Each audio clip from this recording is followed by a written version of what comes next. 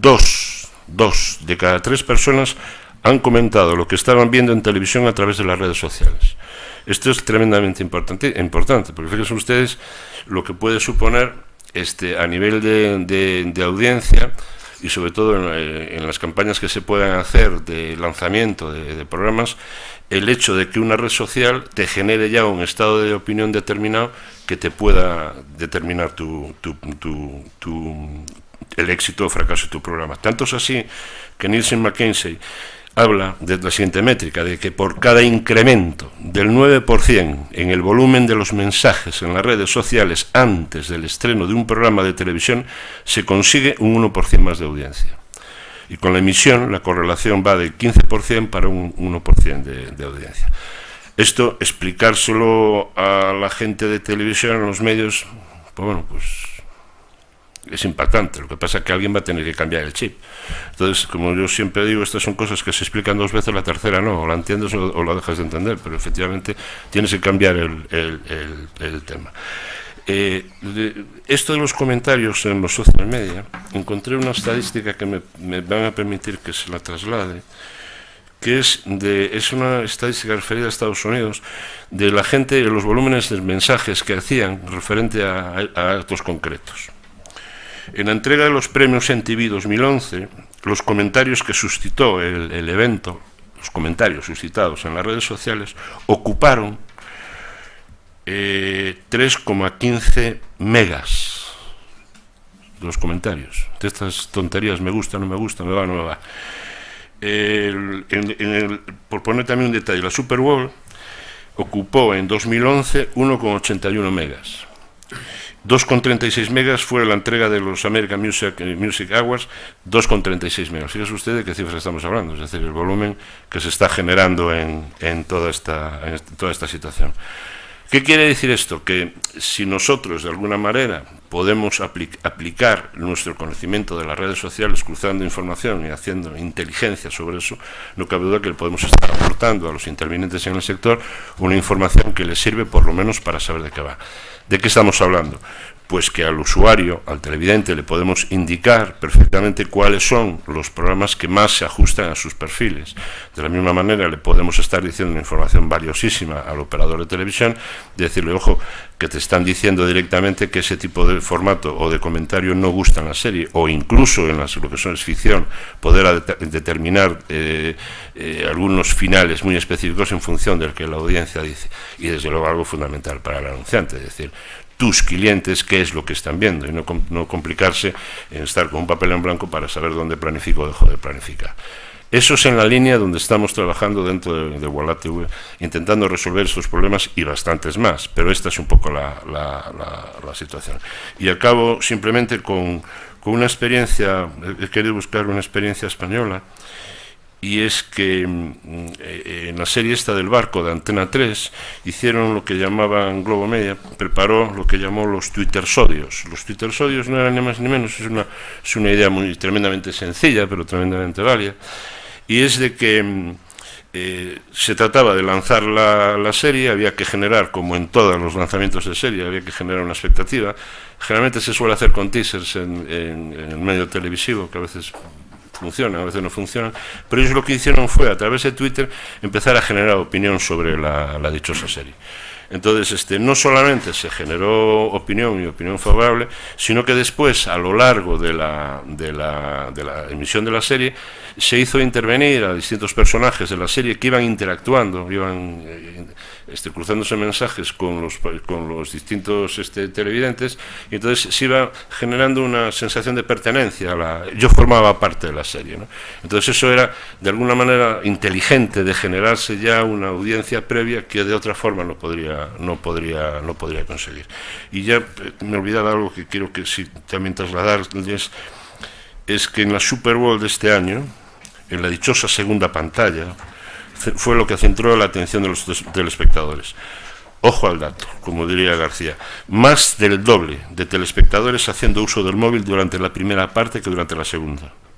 Había más gente haciendo uso del móvil que realmente viendo el partido en televisión.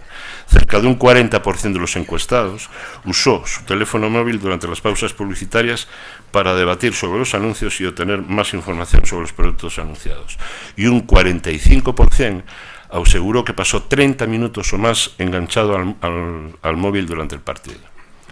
Señores, esto es un tema como para planteárselo, y estos son las bases sobre las cuales nosotros estamos trabajando para resolver o aportar soluciones, y en definitiva que las compañías de medios y las productoras y demás sean competitivas en la línea que antes estaba señalando. Pero esto es nuestro trabajo de investigación todos los días, y de aquí quisiera también trasladarle la idea de que en Consortium Group, en Nodel Consortium Group, trabajamos de esta forma, es muy transversalmente, con perfiles muy variados, pero sabemos muy bien, no vamos en un vuelo sin visibilidad, sabemos perfectamente lo que queremos resolver y cómo lo queremos resolver. Es posible, si acaso continuamos más en esa línea. Muy bien, muchas gracias, Pío. Yo creo que está claro, la televisión interactiva inteligente es un buen ejemplo que va a ocurrir en otros muchos sectores. En definitiva, el usuario interactúa con aquello que ve, con aquello que escribe, con aquello que se relaciona con... Ese es el cambio de modelo. De ahí que se genera conocimiento continuamente, que se alimenta y se retroalimenta y que va haciendo las cosas cada vez mejores, si somos capaces de capturar y de entender que eso es así y que deberá ser así, y verlo en un sentido positivo. Ahora le voy a dar, antes de pasar al coloquio, vamos a robar 10 minutos al café para tener un coloquio, pero me gustaría darle un rebote muy rápido a Juan Zafra y otro a Rafa Laoz. A Juan le quiero preguntar por la pedagogía de divulgación de todo este movimiento, de estos conceptos. Él lo sabe bien, porque viene de un mundo donde han tenido que explicar lo que significaba el Plan Avanza. Yo también lo sé porque he pasado las penurias de explicar por qué la antipiratería y qué nos jugamos. Y esas pedagogías en la red no son nada fáciles. En un lado porque hay mucha gente joven, moderna, que atiende poco a razones. En otro lado porque hay muchos convencionales que tienen una resistencia brutal al cambio. Y hay un choque de culturas, y creo que la pedagogía es fundamental en todo este proceso. Y a Rafa, para que se la vaya preparando, que nos dé un par de ejemplos de bioinspiración, de fenómenos de la naturaleza, de comportamientos, de fenómenos naturales que marcan o deberían marcar las reglas de la modelización matemática del entendimiento de nuestros problemas. Adelante. Gracias. Bueno, pues a mí me parece que este es el tema, ¿no? Antes hablaba de la generosidad. Llevo unos cuantos años dedicado a la evangelización. Creo que esta gestión del cambio requiere que algunos que hemos asumido y conceptualizado la incidencia de las tecnologías de la información y la comunicación en todos los ámbitos sociales, pues hagamos esa labor de evangelización y ayudemos a que otros afronten el cambio y gestionen ese cambio, porque en la medida en que el resto de organizaciones y ciudadanos, empresas, instituciones públicas y privadas se incorporen a ese cambio, el conjunto se enriquecerá por este concepto de sociedad en red en el que vivimos. Tiene mucho de generosidad y mucho de persistencia. Comentaba Pío ahora que uno lo cuenta una vez, dos, tres, no. Sí, y casi te cojo el caso del mundo de la televisión, absolutamente en cambio y necesitado de cambios, de adaptación. Pero creo que mencionabas el dato de que el NTV Awards lo habían visto a través de la red 3,5 millones. No, que ocupaban, los mensajes ocupaban los megas. 3,5 megas. Bueno, pues voy a otro caso por no cogerte tu ejemplo. Todavía estamos discutiendo sobre si los debates electorales en la red sí o no. Ese debate se termina cuando en televisión lo ven 11 millones de personas. Entonces esta necesidad de impulsar el uso de la red, que favorecería la participación y desde luego nos enriquecería, pues se termina. Se termina para aquellos que viven en el entorno tradicional o convencional, y por tanto quienes creemos que la red y las posibilidades que da la red de participación y de colaboración y por tanto de enriquecimiento global, tenemos que seguir insistiendo en esto. Tenemos que seguir insistiendo, voy a salirme un poco del ámbito, pero para hacer referencia a la transparencia, tenemos que seguir insistiendo en que el que los poderes públicos participen abiertamente en los debates es importante porque los ciudadanos lo exigen y además lo recompensan. Y que si además se utiliza la red, que es interactiva y participativa y por tanto se permite esa colaboración de la ciudadanía, también redundará en beneficio desde luego de los dirigentes y del conjunto de la sociedad. Eso cuesta mucho. Trasladar estos mensajes exige mucha persistencia y además trastoca todos los modelos de relación establecidos. Por citar un caso concreto y también una experiencia vivida, la incorporación de Yammer, esta fórmula de Twitter o esta variable de Twitter en las organizaciones empresariales. Yo lo intenté para transformar una organización muy tradicional del mundo de la televisión, precisamente tratar de que mediante el uso de Yammer, que contesta, en el que los usuarios contestan a la pregunta ¿en qué estás trabajando?, pues, sirviera para que el conjunto de los trabajadores, de los partícipes en el proyecto, pudieran compartir en qué estaban trabajando y se generaran ideas. No hubo manera, no lo conseguí. Se alegaron razones de seguridad, de confidencialidad, no hubo forma. Se trataba de una empresa familiar, imaginaos lo que eso supone de gestión, de impulso del cambio, no hubo manera. Bueno, la empresa en ese ámbito audiovisual está al borde del concurso de acreedores, está en el preconcurso de acreedores. En otros casos, y creo que esto sí lo puedo citar con nombres y apellidos, que es Everis, lo han introducido el Yammer. Creo que andan ya por los 3.000 usuarios de Yammer dentro de la organización. Bueno, esto está generando unos cambios de relación entre los colaboradores, los socios, los gerentes, enormes, porque ha conducido a la transversalidad de la organización, en la que todo el mundo está intercambiando o aportando conocimiento a los proyectos. Se están preguntando cuáles son las consecuencias de ese cambio. Bueno, pues hay que seguir haciendo pedagogía. Vivimos en un mundo absolutamente inestable, incierto, líquido, como dice Bauman, y tenemos que ir haciéndolo. Eso exige mucha pedagogía, mucho conocimiento compartido, mucha transparencia. Vale, muchas gracias. Rafael. Sí, pues a mí, por ejemplo, una cosa que estoy diciendo y que me ayuda a encontrar los ejemplos, que suelen ser los que pongo además a mis alumnos, en cursos, en máster, ¿no?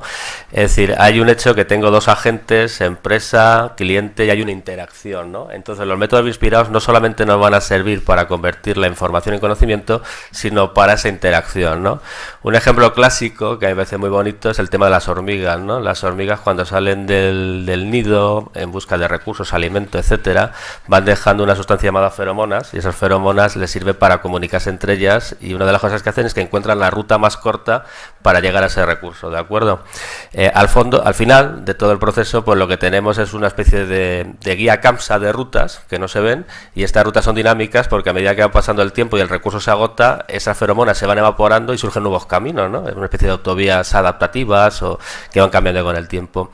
Bueno, pues a partir de ahí, hace años, un italiano, Marco Dorigo, sugirió un sistema que se utiliza actualmente en todo este tipo de empresas telealgo, que entregan algo a domicilio, Telechino, por ejemplo, ¿no? Y entonces, o Telepizza, por ejemplo, también, ¿no?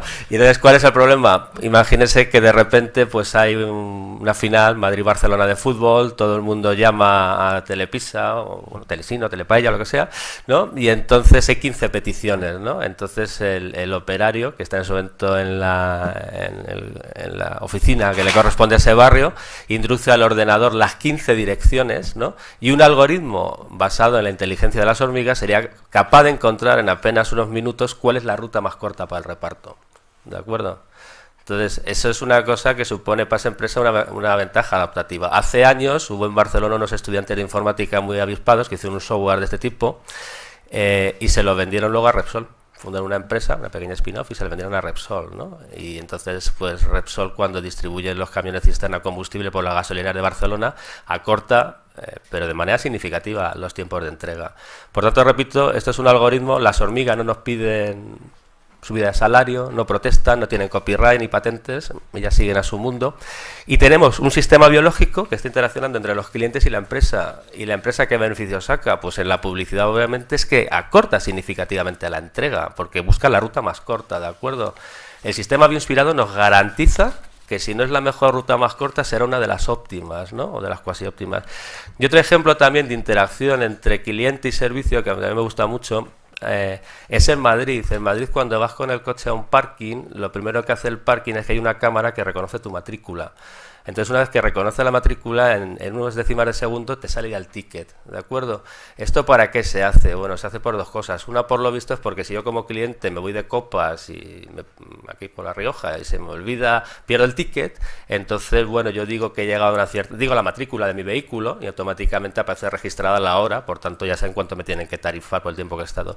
Y el otro motivo es porque prácticamente en tiempo real esa matrícula llega a la policía, obviamente, y se ve si el vehículo ha sido un robo, o es un grupo terrorista, o lo que sea.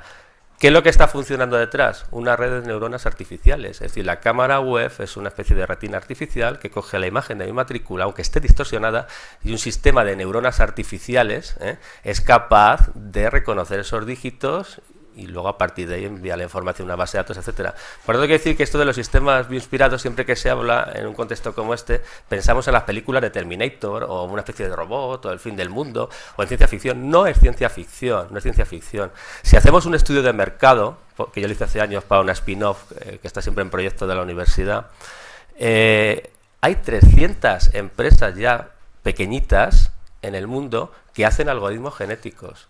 Hay otro tanto de empresas que hacen redes neuronales artificiales. Si hacemos un mapa de esas empresas, principalmente ¿dónde están? Pues en los países anglosajones, Estados Unidos, algo en Canadá y Reino Unido, ¿de acuerdo? Y había una alemana que cotizaba en Hong Kong o no sé, cosa muy rara, ¿de acuerdo? Entonces, siempre los países europeos vamos un poco a la zaga de Estados Unidos, ¿no? Nos cuesta incorporar estas técnicas, pensamos que no tiene nada que ver. Ahora bien, si tú un empresario, una empresa, un consorcio le dices que va a ganar tiempo en las entregas o que va a ahorrar dinero y que además son tecnologías, repito, que cualquier país que tenga una tecnología media aceptable como el nuestro es capaz de implementar, yo creo que hay una gran oportunidad ahí de negocio de mercado y que no hay que tenerle miedo, no es ciencia ficción, ¿no? ¿De acuerdo? Muy bien, pues muchas gracias. Yo creo que más o menos podemos tener claro que el comportamiento colectivo puede y deviene en inteligente precisamente porque lo es, porque es colectivo, y eso lo vamos a tratar luego a lo largo de la jornada.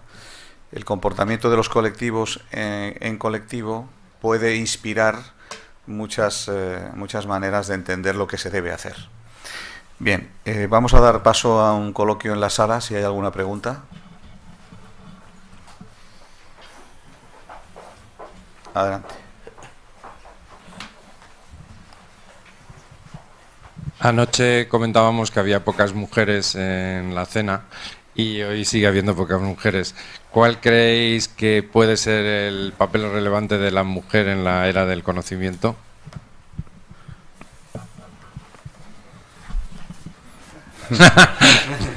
Muy mal, ¿eh? Bueno, yo voy a dar mi opinión. Luego, si alguien se quiere añadir. Bueno, yo creo que eso tiene dos derivadas. Una, ¿por qué hay pocas mujeres en este campo? Y segundo, ¿cuál es el papel que deberían tener? Empiezo por este último, porque yo creo que en esto, como en todos los órdenes de la sociedad, la mujer tiene que tener un papel muy importante, al mismo nivel del hombre, por supuesto, y no tiene por qué no ser así.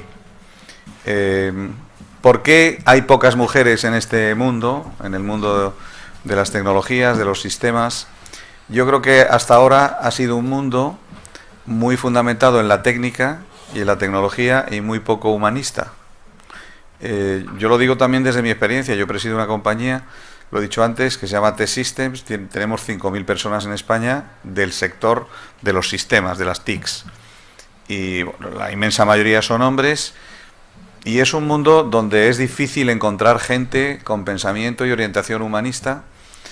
Y por lo tanto creo que las mujeres, que son bastante más humanistas que los hombres, pues encuentran dificultades para desarrollarse en un mundo donde la interactuación constante es con una pantalla, en fin, son con números.